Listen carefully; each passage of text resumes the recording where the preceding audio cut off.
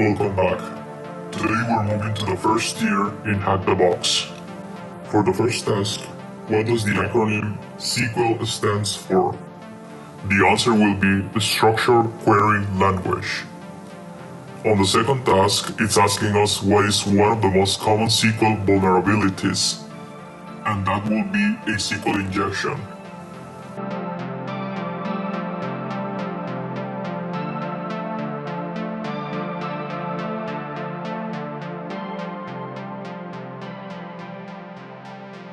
For task 3, PII stands for Personally Identifiable Information.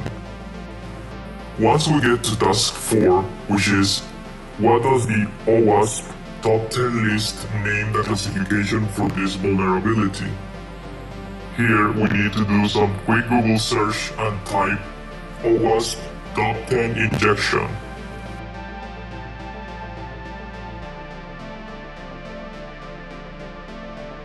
We get the most updated identifier, that is A03:2021-injection.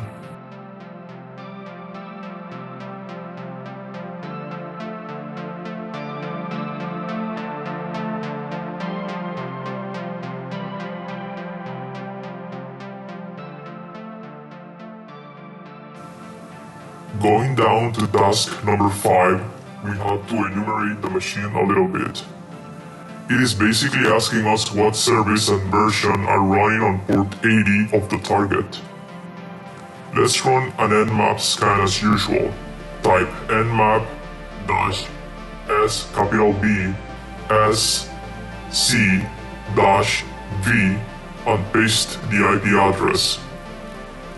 Looks like the only way into this machine is through port 80, and we can see it's running the Apache server on Debian.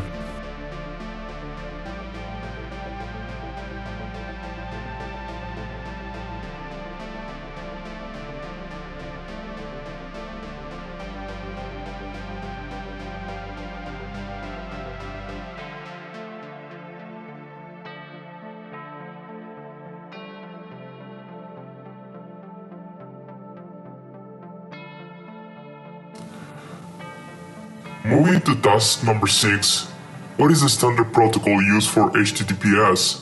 That will be port 443. Just keep in mind that port 80 is always going to be HTTP, while port 443 is going to be the encrypted version of that port. Next, on task number 7, what is one log-based method of exploiting login pages? The answer is going to be brute forcing. Brute forcing is a methodology of just dumping a bunch of guesses at a login page and just try to guess every possible permutation of username and password. That rarely works in this day and age, since most pages have certain security measures to lock you out if you are doing this. Moving to task 8. What is a folder called in a web application terminology? Folders in web application are called directories. What response code is given for not found errors? That's error 404. Remember that not found is when you send a GET request and that resource is not found on the host that you are looking for. Task 10. What switch do we use for GoBuster to specify we're looking for directories and not subdomains? That's going to be the dir switch. What symbol do we use to comment out parts of the code? That will be the hash sign. Now for the fun part. Let's open a web browser and type HTTP and copy the IP address of the machine we are attacking. This will bring us to a login page. To perform a basic SQL injection, you can find a list of the most common SQL injections cheat codes on the web. For this particular case, we type admin, single quotation, and then hash, just to comment everything out.